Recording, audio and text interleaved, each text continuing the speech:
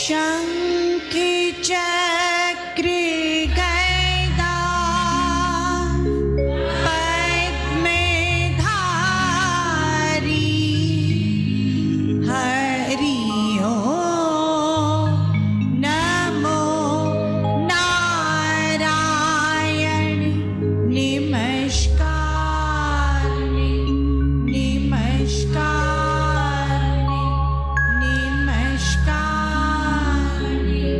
शंख चक्र गदा पद्मधारी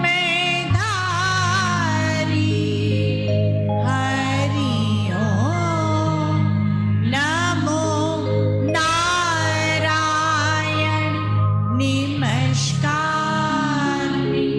नमस्कार नमस्कार। शंख चक्र गदा पद्मधारी हरि ओम नमो नारायण नमस्कार नमस्कार नमस्कार। प्रार्थना। मीरा समभाव समदृष्टि की पढ़ाई व गुढ़ाई करने के पीछे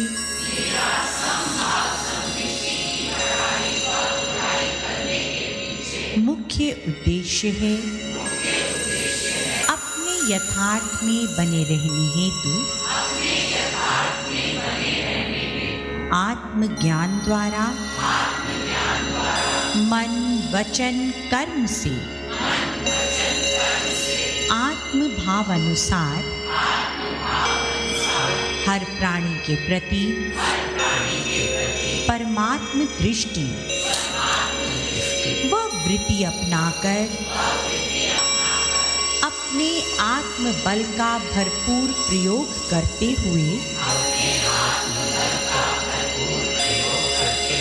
अब तक धारण किए हुए सूक्ष्म से सूक्ष्म दोषों का निवारण कर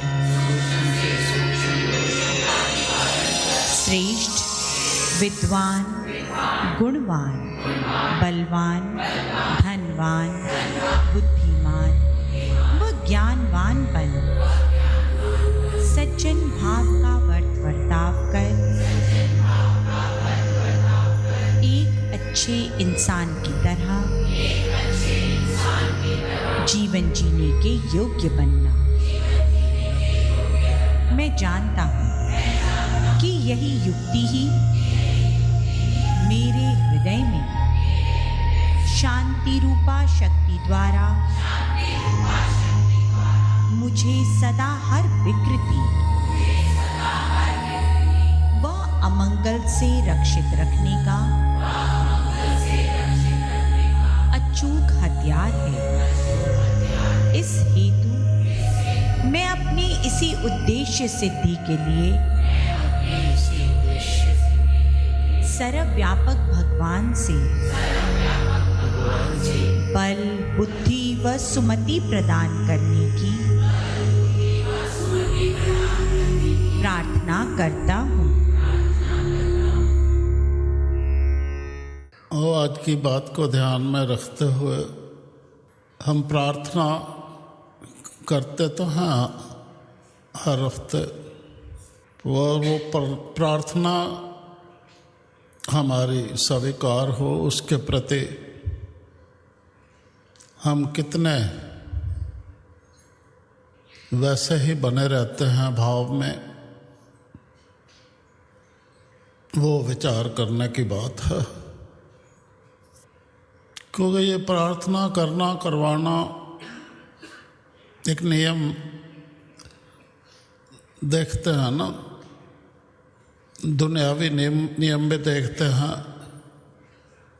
जब किसी को कोई पदभार देते हैं बड़ा, तो उनसे वैसे हाथ रखा के बुलवाते हैं कि मैं ये करूँगा, मैं सच कहते चलूँगा, ये करूँगा। और बाद में ना वो बुलवाने वाला ना बोलने वाला उस धर्म पर आगे बढ़ता है। तो एक औपचारिकता ही रह जाती है ना वो तो यहाँ हम नहीं चाहते कि वैसा हो। यहाँ जो काम करो दिल से करो, सच्चे दिल से, उसमें बेपरवाह होकर या फुरने में आकर मत करो। ये औपचारिकता से नतीजा कुछ नहीं निकलता, कुछ सुधार नहीं होता। तो सुधार हो रहा है या नहीं हो रहा, व्यक्तिगत रूप से हर कोई देखने वाला है।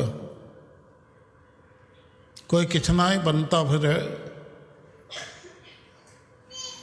पर सत्य तो प्रकट रहता ही रहता है, सबके समक्ष छुप नहीं सकता, चाहे वो कह नहीं सकते। तो हमें उसी तरह से ही इसको निर्मल हृदय से प्रार्थना करनी है और पूरे भाव से प्राप्त करने के योग्यता का पात्र बनकर। तो उसके लिए बहुत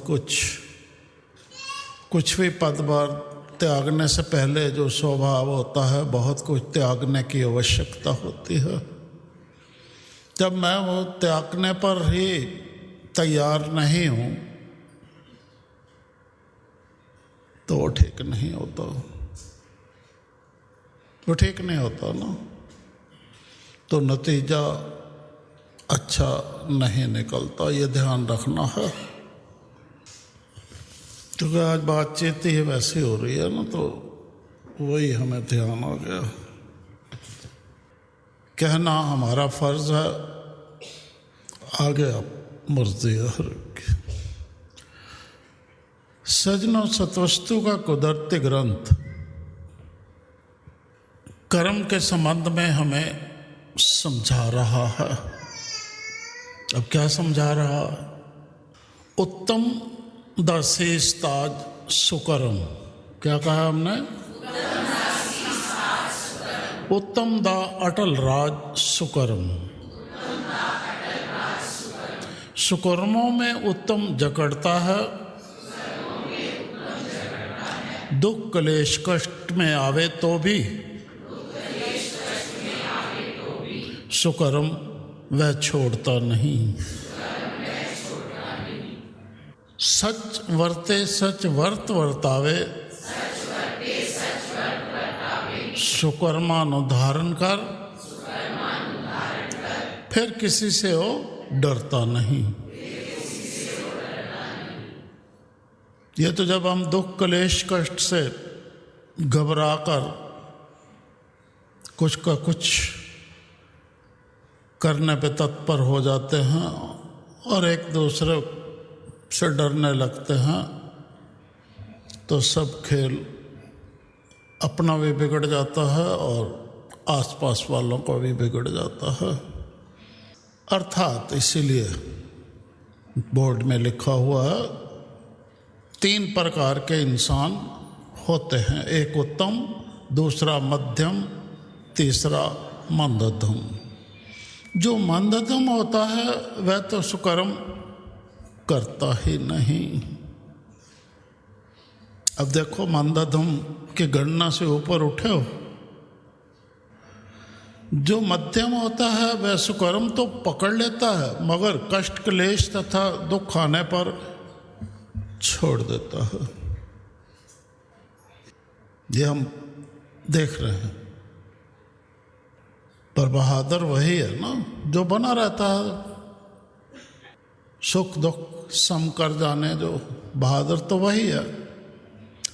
उत्तम वह है जो कष्ट क्लेश दुख सुख में भी सुकर्मों को छोड़ता नहीं, यानी सच्चाई धर्म में स्थिर रहता है और आत्मतुष्टता से अपने फर्ज अदा को धीरता से हंसकर निभाता है।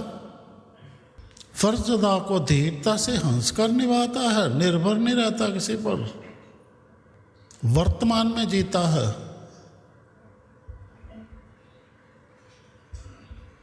भूत की निर्भरता याद करके अटकता नहीं,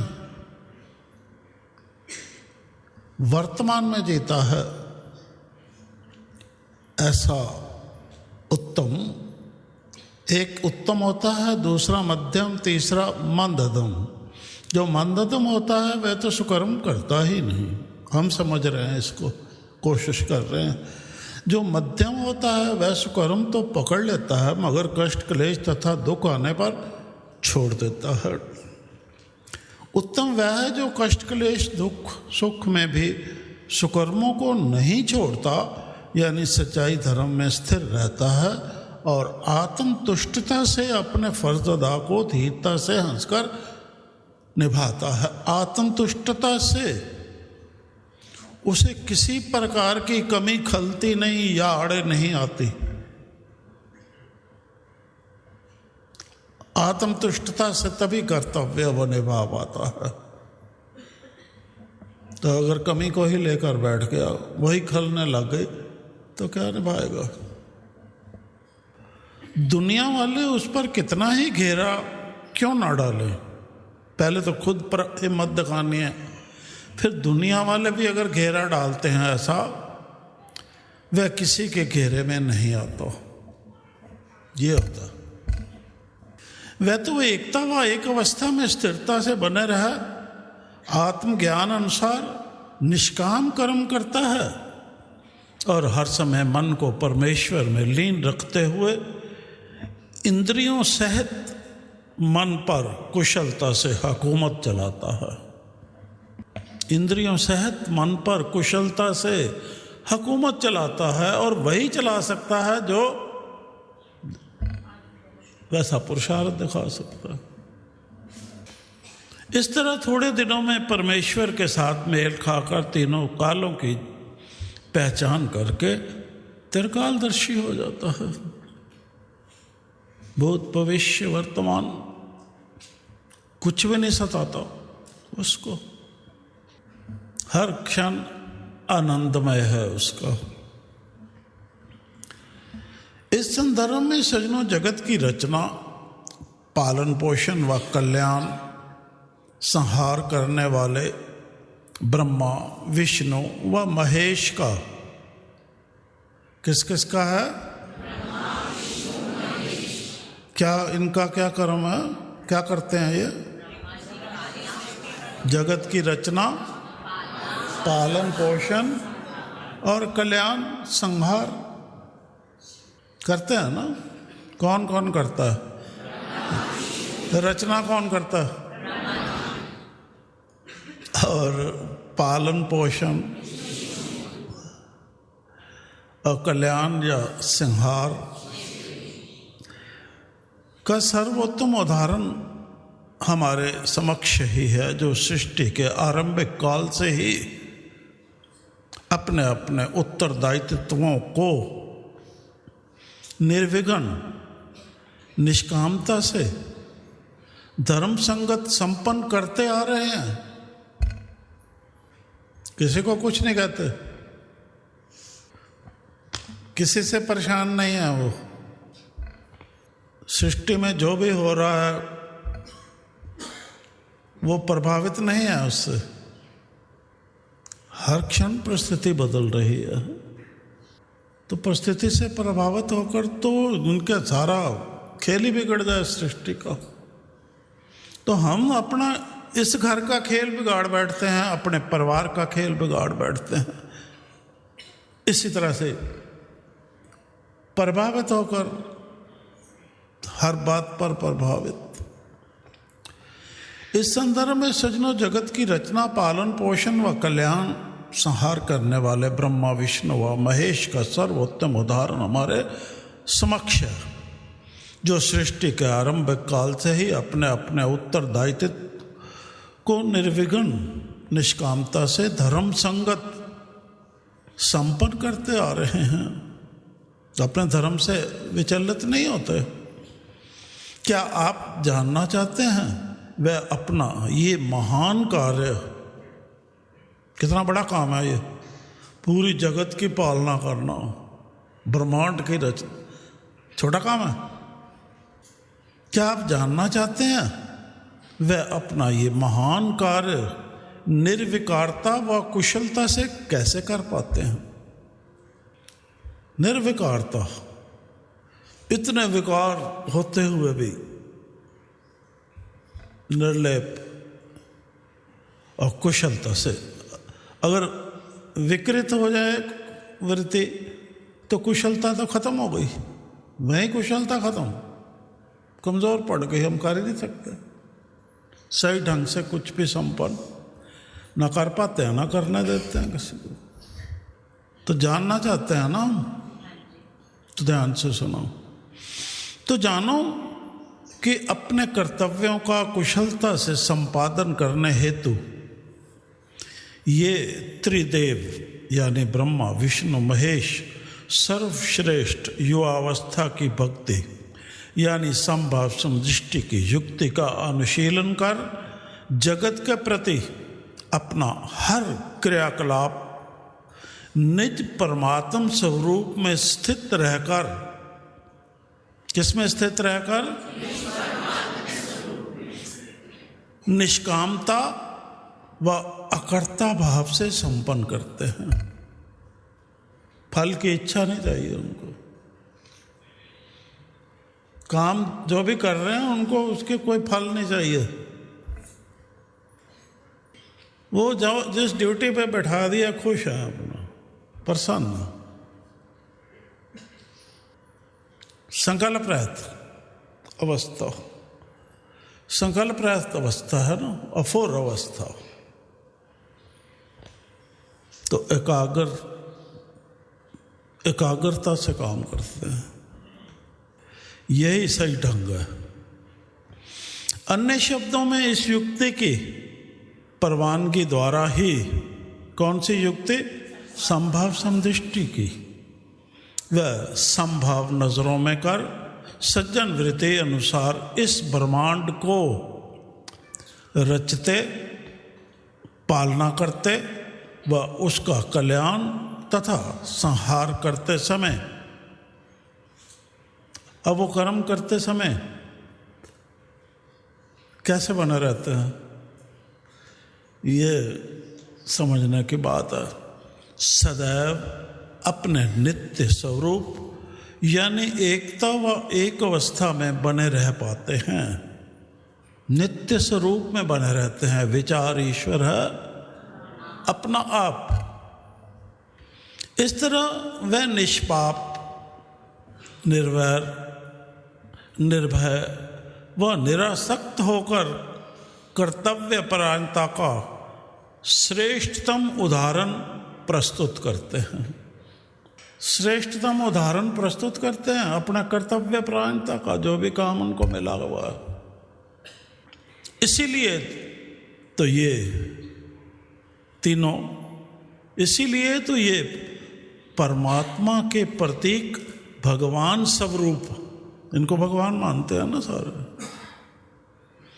परमात्मा के प्रतीक भगवान स्वरूप वो गुरु के समान आदरणीय माने जाते हैं। इनको भगवान भी मानते हैं, फिर गुरु ब्रह्मा, गुरु विष्णु, गुरु महेश, गुरु के रूप में भी मानते हैं सारे। बोलते नहीं है? तो गुरु किसको मानते हैं? जो अपने धर्म पर मजबूत होता है, जो जिसके पास वो शक्ति हो, वो युक्ति हो, वो युक्ति दे सकता हो आगे। इस विवेचना से सज्जनों ये स्पष्ट होता है कि त्रिदेव ब्रह्मा विष्णु महेश भी कोई आपके लिए नई बात नहीं है। युवावस्था की भक्ति यानी संभाव समदृष्टि की महान युक्ति के अनुसार रूप रंग रेखा रहित परमेश्वर के शब्द विचार अनुसार, जो हम बोल रहे हैं उसके अनुसार नहीं, ये बोल रहा है वो बोल रहा है, वो कोई वस्त्र डाल के बोल रहा है, वो कुटिया से बोल रहा है, वो नहीं।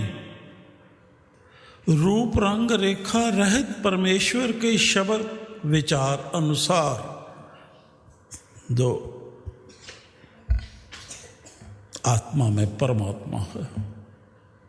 धीरे से बोल रहा है ना, कोई सुन न ले। सुना तो नहीं आपने? सुना? क्या बोला? हमने तो धीरे से बोला था, इतना उत्तम विचार हमने कहा सुन लिया सबने, तो फिर याद रखना। रूप रंग रेखा रहित परमेश्वर के शब्द विचार अनुसार ईश्वर है अपना आप की अनुभूति कर, तभी परमात्मा मानते हैं। अनुभूति होती है, उस अनुभूति को प्रदर्शित कर देते हैं कर्म द्वारा।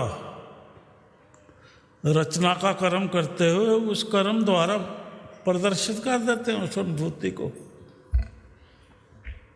अपने असलियत ज्योति स्वरूप में स्थित रह निष्कामता से अपना कर्तव्य कर्म करने का धर्म पूर्ण निष्ठा से निभाते हैं।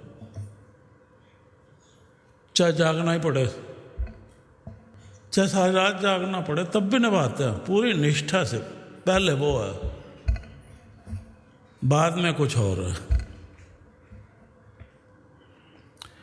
इसीलिए विचार ईश्वर है अपना आपके ब्रह्म भाव पर स्थिर बने रहने के लिए शब्दों के अर्थों की प्रतीति कराने वाली वृत्ति को ही, अब यह ध्यान रखना, शब्दों के अर्थों की प्रतीति कराने वाली वृत्ति को ही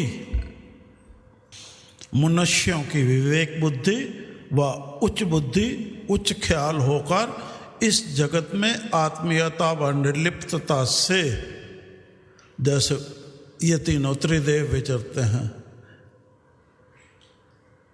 आत्मीयता व निर्लिप्तता से निर्भय, निर्वैर, निरासक्त, निष्कलंक विचरने का हेतु माना जाता है।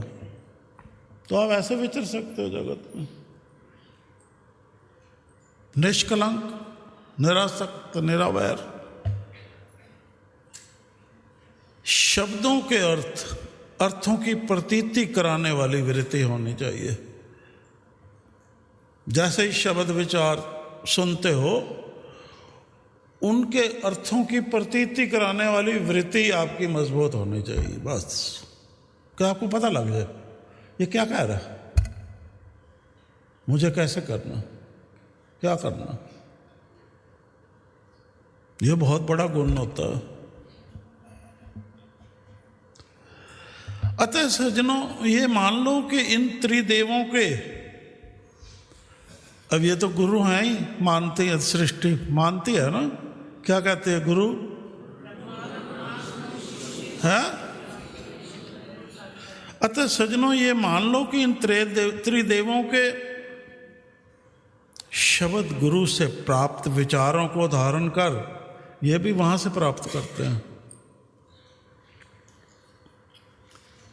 शब्द गुरु से प्राप्त विचारों को धारण कर ये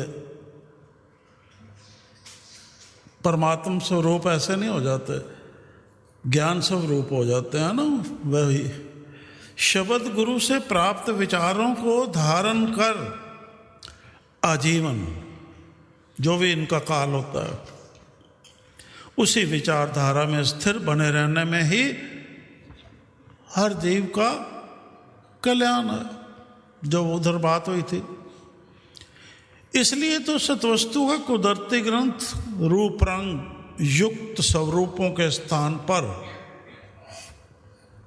रूप रंग युक्त स्वरूपों के स्थान पर, ये ध्यान से सुनना, उन द्वारा शब्द विचार अनुरूप जीवन जीने के सिद्धांतों की ध्यान से साधना करते हुए वैसा ही नेकी का जीवन जीने के लिए प्रेरित कर रहा है।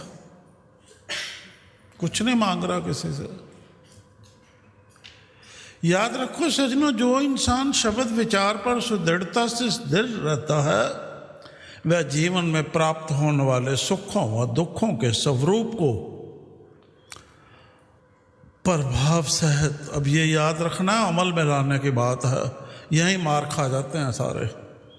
याद रखो सजनों, जो इंसान शब्द विचार पर सुदृढ़ता से स्थिर रहता है, क्या कहा हमने, वह जीवन में प्राप्त होने वाले सुखों व दुखों के स्वरूप को प्रभाव सहित, अब सुनना ध्यान से, प्रभाव सहित सूक्ष्मता से जान लेता है। ये विवेक चाहिए। अब ये काम ध्यान से होता, ध्यान स्थिर रहा तो दुखों के, सुखों व दुखों के स्वरूप को, अब दुख भी आ रहे हैं, सुख भी आ रहे हैं, पर उनके स्वरूप को जानना। अब उससे मेरे पे क्या प्रभाव पड़ने वाला है, उसके स्वरूप को प्रभाव सहित सूक्ष्मता हो, ऐसा नहीं मोटा मोटा ऊपर से, वो नीचे से कुछ पूरा सूक्ष्मता से जान लेता है और उसे शीघ्र ही इस नश्वर जगत से वैराग्य हो जाता है। तो ना सुख में फंसता है ना दुख में फंसता, तो वैराग्य हो गया। ना सुख उसको प्रभावित कर सकता है, ना दुख प्रभावित कर सकता है, तो वैराग्य हो गया। ऐसा विवेक बुद्धि ही समाधि अवस्था को प्राप्त करता है। इसलिए सजनों, शब्द विचार पर सुदृढ़ता से खड़े रहे, शांति व आनंद से जीवन जीने की इसी कुदरती कला को सीखो। ये कला है सीखने की। ये मन मत लगाने से कुछ नहीं होने वाला हो, कितने भी लायक हो वो, तो भी नालायक हो। ये अपने आप में कुदरती कला है, इस कला को सीखो जी, तो आनंद करो। इस हेतु संभव समदृष्टि के सबक की विधिवत पढ़ाई व गुड़ाई करते हुए आवश्यक योग्यता प्राप्त करो। इस कला को सीखने के लिए ये पढ़ाई और गुड़ाई करनी पड़ेगी जो क्लास में चलती है। जान लो सजनों की यही युवावस्था के भक्ति भाव में बने रहने की बात है, और यही इस जगत में अपने कर्तव्यों का यथा पालन करते हुए कर्म भोग व कर्म रेखा दोनों से बचे रहे अपने जीवन के उद्देश्य को प्राप्त करने का एकमात्र अचूक तरीका है। समझ आई बात?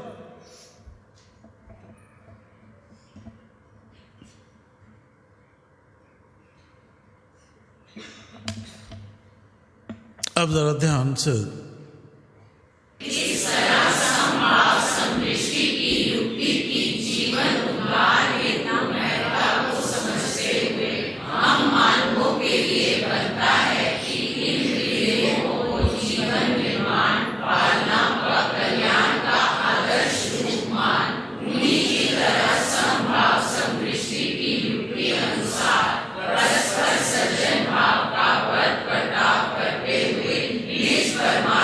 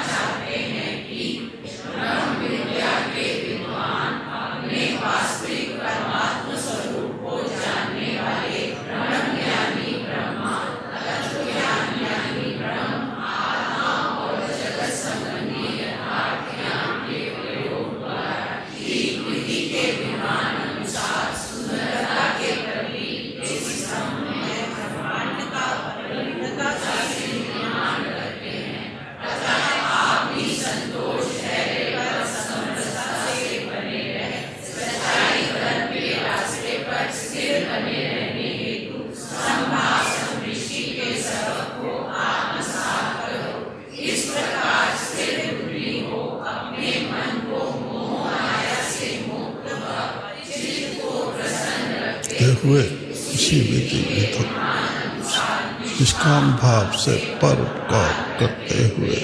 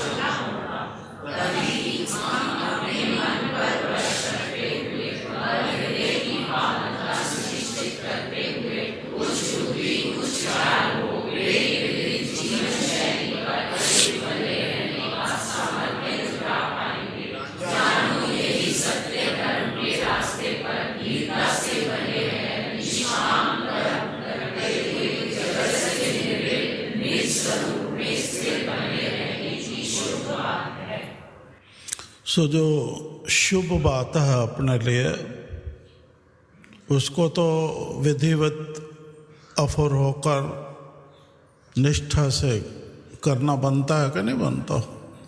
अपना शुभ है, अपना शुभ तो हर एक को चाहना चाहिए ना। तो जान लो कि इसके विपरीत, शुभ का विपरीत क्या होता है? हाँ, वो बताने लगे। जान लो कि इसके विपरीत तीनों तापों से ग्रस्त मानव अज्ञान के कारण अहंकार व सांसारिकता में उलझ कुकर्म अधर्म के रास्ते पर चलते हुए अपने ही हाथों क्या करता है? अपना संहार कर लेता है। क्या करता है? अपने ही हाथों अपना हालत। जान लो कि इसके विपरीत, दोबारा कह रहे हैं शायद याद रहे, तीनों तापों से ग्रस्त मानव अज्ञान के कारण अहंकार व सांसारिकता में उलझ कुकर्म अधर्म के रास्ते पर चलते हुए अपने ही हाथों अपना संहार कर बैठता है। यह अनमोल मानव जीवन गंवा मौत को अंग संग देखते हुए हर वक्त रोता रहता है। भयावह है परिस्थितियों में जीवन जीने का, भयावह परिस्थितियों में जीवन जीने व अंततः मौत को प्राप्त हो, क्या होगा उसका? मृत लोक में ही भटकने की और अटकने की बात है। वो मृत लोक में ही अटका रहेगा, परम पद को प्राप्त नहीं हो सकता। है ना मौज की बात? मौज है ना? नहीं? क्यों? इसको नहीं मौज लग रही आपको? यहाँ नहीं भटकना, मृत लोक में परम धाम जाना, तो मजबूत रहना। याद रखो, इसी कारण ही ऐसे मानव जो यहीं भटकते रहते हैं, ना तो अपने जीवन काल में नेक इंसान बन घर सतयुग बना सकते हैं, बेकार होते हैं ये। ना तो अपने जीवन काल में नेक इंसान बन अपने घर सतयुग बना सकते हैं, और ना ही अपना जीवन लक्ष्य यानी परम पद को प्राप्त कर सकते हैं। यह नुकसान है बहुत बड़ा। ये जीवन हारने की बात होती है, पर जीवन हारते हुओं को भी हार नजर ही नहीं आ रही होती। उनकी हरकतें जब आती हैं सामने तो उनको हार नजर ही नहीं आ रही। जब तक मुकम्मल धराशाही नहीं हो जाते तब तक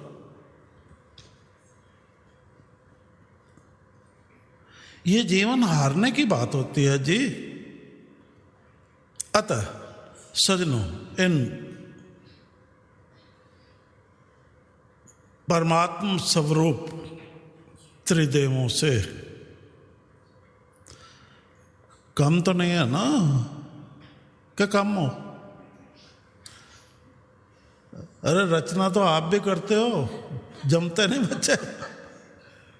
पालना भी करते हो, नहीं करते? और उनको विकार वृत्तियों में फंसाकर उनका संहार भी करते हो।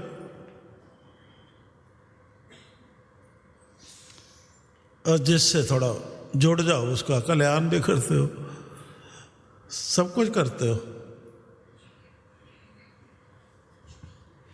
याद रखो, इसी कारण ही ऐसे मानव ना तो अपने जीवन काल में नेक इंसान बन घर सतयुग बना सकते हैं, पढ़ते रहते हैं, ठीक है, और ना ही अपना जीवन लक्ष्य यानी परम पद को प्राप्त कर सकते हैं। अब ऐसा जब नहीं हो पाता, दोषारोपण दूसरों पे देते हैं, उसने मेरा घर बर्बाद कर दिया।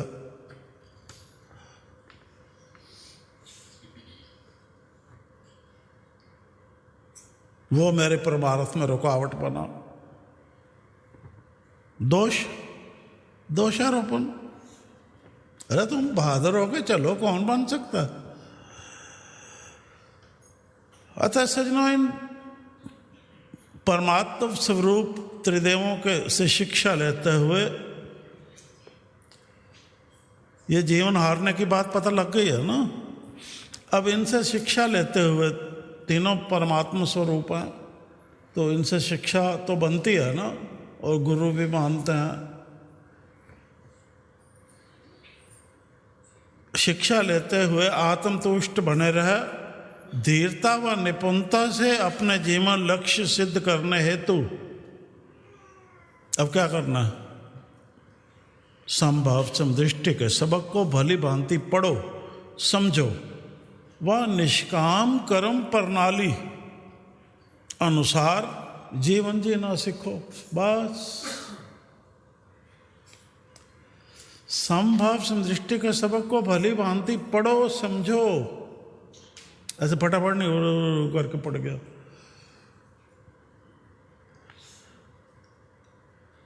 और निष्काम कर्म प्रणाली कर्म करने का पूरा युक्ति जो होती है, विधान, प्रणाली, पूरा हो गया ना तरीका, वो समझो, उसी अनुसार जीवन जीना सीखो, तभी वांछित परिणाम प्राप्त कर सकोगे, जो फर्स्ट का नतीजा कहते हो। तभी यज्ञ पर वांछित परिणाम प्राप्त कर सकोगे और परम आनंद की अनुभूति होगी। इस शुभ कार्य हेतु अविलंब अविचार छोड़ो, विचार शब्द को पकड़ो, अविलंब अविचार छोड़ दो, मनमत को, और शब्द विचार पकड़ लो और ख्याल ध्यानवान व ध्यान प्रकाशवाल रखते हुए दिव्य दृष्टि व समदृष्टि के सबक अनुसार आचार व्यवहार अपना कर उस पर समभाव से बने रहना सुनिश्चित करो। तो ये कैसे कर सकते हो? अपने आप पढ़ो।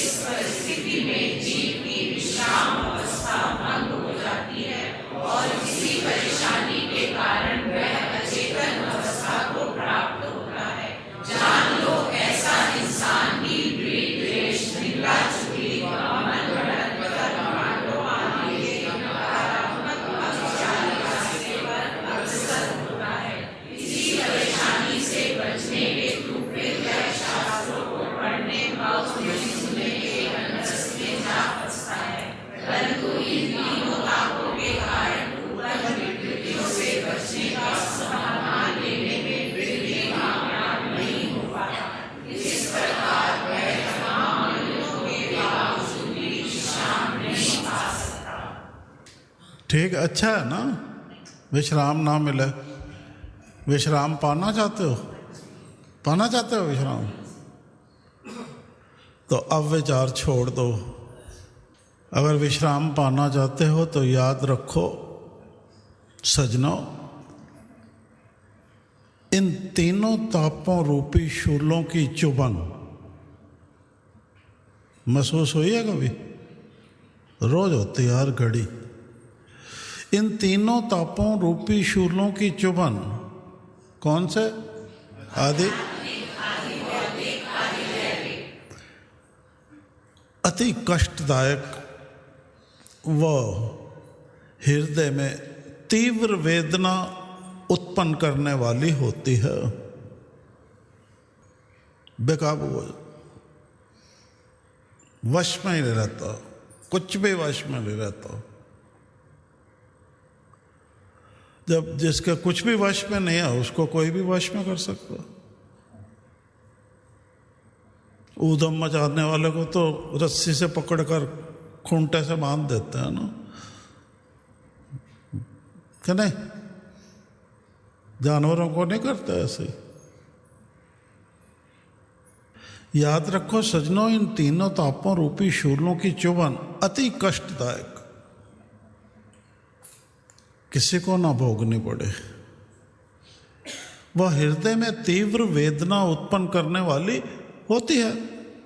इन तीनों शूलों का प्रभाव ही जीवन लक्ष्य प्राप्ति का कार्य सिद्ध करने में बाधिक होता है। वो ही जो कष्ट होता है, वो पीड़ा, वो बाधक साबित होती है। कर ही नहीं पाते कुछ भी, कमजोर, और इंसान को अंतर्द्वंद में फंसा, आशंकाओं और दुखों में उलझा कमजोर बना देता है। यह संतोष व धैर्य छूटने पर, यह संतोष और धैर्य छूटने की बात होती है। कायरों की भांति दुष्ट भाव स्वभावों के कारण किए हुए दुष्कर्मों के फलस्वरूप, दुष्ट भाव स्वभावों के कारण किए हुए, हम रोकते भी हैं मत करो, दुष्कर्मों के फलस्वरूप सूली पर चढ़कर मरने की बात होती है। सूली पर चढ़कर मरने की बात होती है। अब बाज नहीं आते तो फिर क्या करेंगे? अंत तो यही होगा। फिर सब मानेंगे कि ये अपने आप में अपना व सबका अशुभ करने का संस्कार होता है। अपना भी और सबका भी अशुभ करने का संस्कार होता है, जो धारण करने योग्य नहीं है। क्या है? और ना ही बच्चों को देने योग्य। इन तीनों तापों की चुभन से बचे रहने हेतु ही तो वेद शास्त्र अनुसार ब्रह्मचर्य आश्रम के दौरान ही बच्चों को आत्मज्ञान प्रदान करने का प्रावधान है। तो अगर वो नहीं देते तो ये कमजोरी है ना।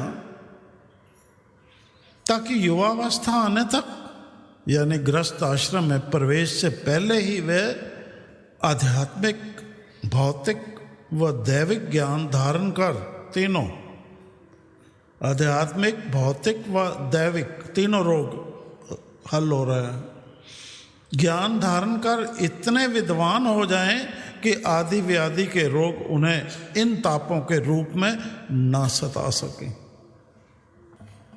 ना जिधर से भी रोग ने आना, विसोच का सोच का, इस तरह से पालना करो। सजनों, ये तीनों तापों के शूलों के प्रभावों से मुक्त रह अपना व सबका कल्याण करने की सामर्थ्य प्राप्त करने हेतु आवश्यक है ऐसा करना। जानो कि युवावस्था के इसी भक्ति भाव यानी संभाव दृष्टि की युक्ति को अपनाकर तदनुरूप बने रहने वाला सज्जन ही अपना जीवन सर्व कल्याण के निमित्त लगा मोक्ष पद को प्राप्त होता है। अब ये ओलंपियाड सर्व कल्याण के लिए हार नहीं जाना। शरीर जाता है तो चला जाए, कोई बात नहीं। कोई लाठी मारता है तो खा लेना, ठीक है। पर ये कल्याण का काम कमज़ोर मत पड़ना किसी कारण भी। सुन रहे हो? हाँ, बैठ जाओ। यही एक मनुष्य के लिए निष्पाप जीवन जीने का कुदरती विधान है। तो इस विधान में बांध लो खुद को। अतः सज्जनों, जिस आधार पर सतयुग की संस्कृति स्थापित हुई, जिस आधार पर सतयुग की संस्कृति स्थापित हुई, विष्णु भगवान की उसी विचारधारा को वही प्रकटते हैं ना सतवस्तु में। अतः सज्जनों, जिस आधार पर सतयुग की संस्कृति स्थापित हुई, विष्णु भगवान की उसी विचारधारा को अपनी व जगत के निर्माण, पालना व कल्याण हेतु अपनाओ। सीधी बात है, कोई मुश्किल तो नहीं बता रहे, सीधी बात बता रहे हैं ना। क्या करना, क्या करना बोलो। सज्जनों, जिस आधार पर सतयुग की संस्कृति स्थापित हुई, विष्णु भगवान की उसी विचारधारा को वही प्रगटेंगे ना। शंख चक्र गदा पद्म धारी, गाते नहीं रहो, सिर्फ यो घटने वाला है उसमें आ जाओ। अपनी व जगत के निर्माण, पालना व कल्याण हेतु अपनाओ, उसी विचारधारा को अपनाओ। और वो विचारधारा वर्णित है सतवस्तु के कुदरती ग्रंथ में। इस संदर्भ में अब सतवस्तु के कुदरती ग्रंथ अनुसार ध्यान से सुनो कि सतवस्तु में क्या होता है।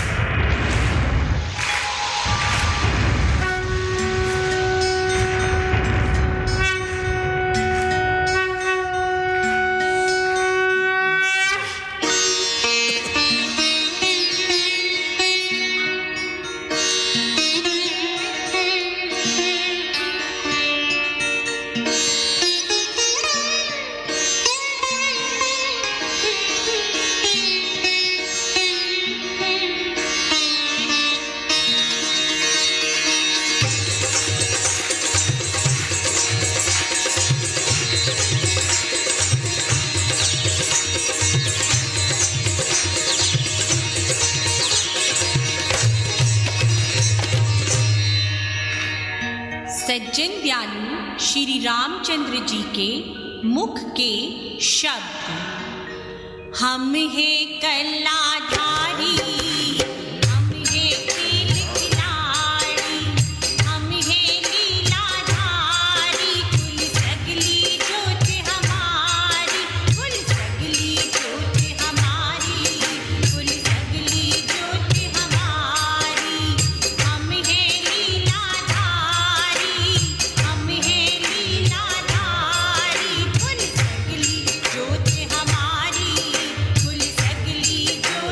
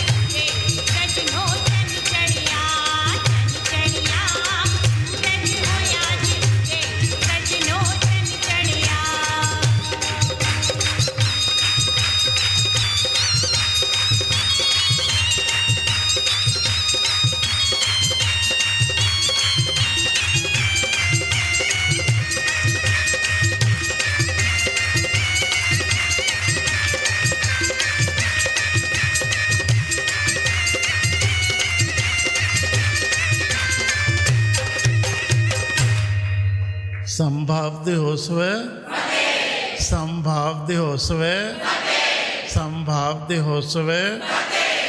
जैसे कि अभी सुना है, ठीक उसी विधि के विधान अनुसार जब प्रत्येक नर नारी ने जीवन प्रणाली अपनाई और उन्हीं विचारों को ध्यान से अपने आचार व्यवहार में साधे रखते हुए आत्मीयता के भाव से जीवन जीने का पराक्रम दिखाया, वही समय काल सतयुग कहलाया। वही समय काल सतयुग कहलाया। हमें भी उन्हीं की तरह सच्चाई धर्म के 2 मंत्र रटते हुए इस शरीर रूपी घर को सतयुग बनाना है व उसी व्यवस्था में यथा बने रहने हेतु अपने मन बुद्धि व चित्त को निर्मल रखते हुए अंतःकरण की स्वच्छता सुनिश्चित करते हुए बाल अवस्था के भक्ति भावों के अनुसार दोषपूर्ण क्रियाकलाप करने से बचे रहना है। ये क्रियाकलाप बहुत परेशानी वाले होते हैं। याद रखो, ऐसा सुनिश्चित करने पर ही सतयुगियों की तरह हम भी, सतयुगियों की तरह हम भी विचार सत जबान रखते हुए एक दृष्टि व एकता महान के प्रतीक बन सकते हैं। इस प्रकार एक अवस्था से जगत जहान में अकर्ता भाव से निष्काम कर्म करते हुए निज यथार्थ निर्विकारी स्वरूप में स्थित रह बाल अवस्था के भक्ति भावों जैसे तप, जप तप, सिमरन भजन व बंदगी आदि जैसे कठिन और स्वार्थप्रद रास्ते से, ये कठिन भी हैं और स्वार्थप्रद रास्ते हैं, जप तप संयम सारा कुछ करना जो भी है, सिमरन करो, भजन करो, बंदगी करो, ये स्वार्थी लोगों का काम है। कठिन और स्वार्थप्रद रास्ते से बचे रह युवावस्था के भक्ति भाव से अपने हृदय को प्रकाशित रख परमेश्वर की कला को समझने के साथ साथ सत्वस्तु की रमज भी जान सकते हैं। एक तो कला समझ आ गई जीवन जीने की, और सत्वस्तु की रमज भी समझ आ गई। क्या है, हीरा मैं पाई हो जावा, वो हीरा भी पा सकते हैं। इस प्रकार दिव्य दृष्टि का सबक प्राप्त कर वह अपनी असलियत को पहचान निज के सर्वव्यापक, सर्वशक्तिमान व सर्वज्ञ होने का बोध करते हुए कि हम सर्वव्यापक हैं, हम सर्वशक्तिमान हैं, हम सर्वज्ञ हैं, इसका बोध रखते हुए जंचर बंचर व जड़ चेतन में उसी दर्शन का अनुभव करते हुए, ये बोध होगा तो वो अनुभव होगा, परिपूर्णता से संभव समदृष्टि की युक्ति अनुसार अपने जीवन कर्तव्य निभाते हुए निर्भय, निर्वैर, निर्विकार, निरासक्त व निष्कलंक बने रहे सुरत को शब्द में लीन रख, सुरत को शब्द में लीन रख परोपकार जैसी नेक कमाई कमा सकते हैं। हमें ऐसा बनने में सफलता प्राप्त हो, उसके लिए हमें क्या करना है? जो गेटों पे लिखा हुआ, उसके लिए क्या करना? सफलता प्राप्त हो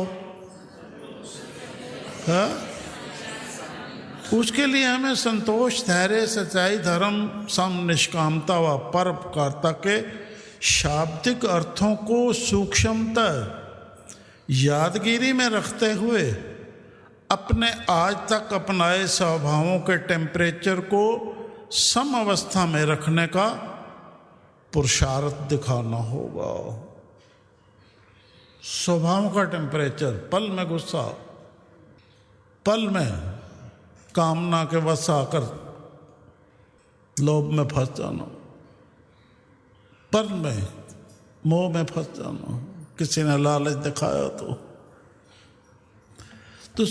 हमारे अपनाए स्वभाव, अपने स्वभावों के टेम्परेचर को सम अवस्था में रखने का पुरुषार्थ दिखाना होगा। ये बड़े ध्यान से करने वाला काम है। यह उत्तम कार्य है। यह क्या है? यह उत्तम कार्य कैसे सिद्ध करना है नहीं पता। उसके बारे में आवश्यक मार्गदर्शन प्राप्त करने के लिए आगामी कक्षाओं में तत्पर रहें। ठीक है, चलो।